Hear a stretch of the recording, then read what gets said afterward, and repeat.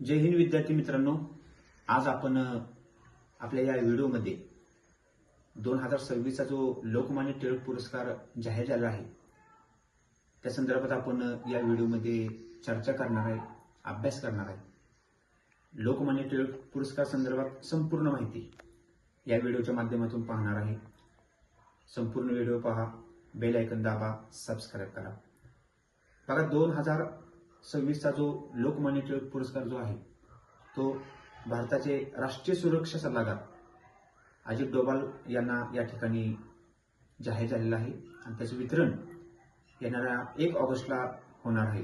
कारण की 1 ऑगस्ट या दिवशी टिळकांची पुण्यतिथी असते. म्हणजे साधारणपणे 1 ऑगस्ट 1920ला त्यांचं निधन झालेलं होतं. लोकमान्य टिळक पुरस्कारची सुरुवात 1983 ला झालेली आहे आणि त्याचे पहिले जे मानकरी आहेत ते एम.एन. जोशी हे होते. हा जो पुरस्कार आहे, या पुरस्कार वितरण करताना 1 लाख रुपये त्या ठिकाणी दिले जातात जे कोण विजेता आहेत त्या व्यक्तीला. पुरस्कार जर अलीकडचे पुरस्कार पण खूप महत्वाचे आहेत, याच्यावरती वेळच्या वेळी प्रश्न विचारलेला आहे. खूप महत्वाचा पुरस्कार आहे. 2023 साली भारताचे पंतप्रधान नरेंद्र मोदी यांना हा पुरस्कार मिळालेला होता. 2024ला सुधा मूर्ती, इन्फोसिस कंपनीचे जे संस्थापक आहेत नारायण मूर्ती यांच्या पत्नी आहेत त्या सुधा मूर्ती.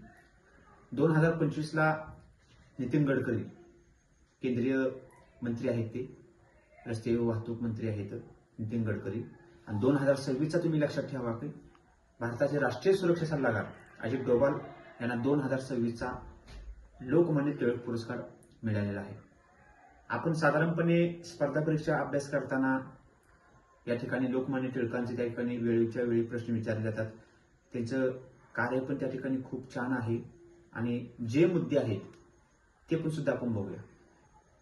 लोकमान्य टिळक यांचा जन्म 23 जुलै 1856 साली रत्नागिरी जिल्ह्यातील चिखली या ठिकाणी झाला.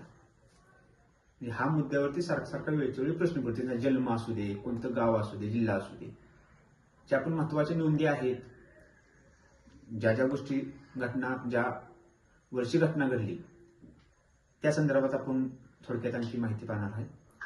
साधारणपणे 1880ला आगरकर असू दे किंवा चिपळूणकर असू दे यांच्यासोबत त्यांनी न्यू इंग्लिश स्कूलची स्थापना केली होती. 2 जानेवारी 1881 साली त्यांनी मराठा नावाचं वर्तमानपत्र सुरू केले होते लोकमान्य टिळकांनी.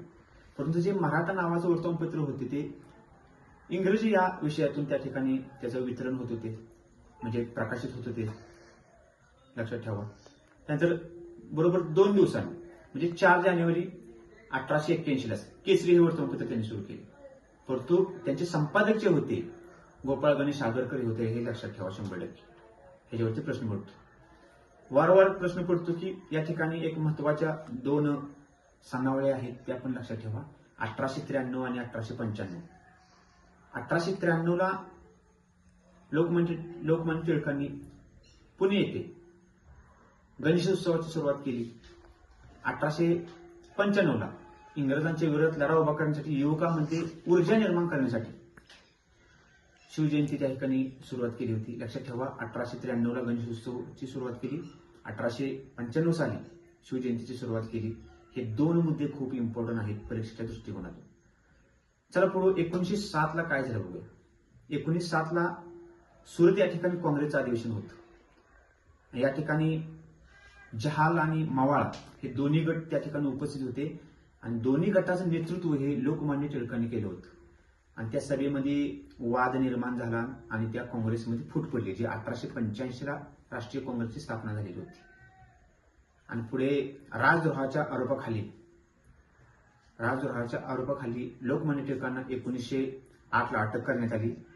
6 वर्षाची शिक्षा त्यांना करण्यात आली आणि 1000 रुपये दंड असा मुंबई उच्च न्यायालय म्हणजे त्या काळचं बॉम्बे हायकोर्ट त्यांनी त्या ठिकाणी शिक्षा सुनावली होती. या काळात ज्या टायमाला त्यांना अटक केली होती त्यांनी मंडालेच्या तुरुंगात, म्हणजे आजचं जे म्यानमार आहे, ब्रह्मदेश, या देशामध्ये त्यांना त्या ठिकाणी ठेवलेलं होतं. आणि त्या तुरुंगामध्ये त्यांनी गीता रहस्य नावाचा त्या ठिकाणी ग्रंथ सुद्धा लिहिला होता लोकमान्य टिळकांनी. आणखीन एक महत्वाचं म्हणजे या ठिकाणी 1916 मध्ये पुणे या ठिकाणी होम रूल लीगची सुद्धा त्या ठिकाणी स्थापना केली होती लोकमान्य टिळकांनी. हा मुद्दा खूप इम्पॉर्टंट आहे.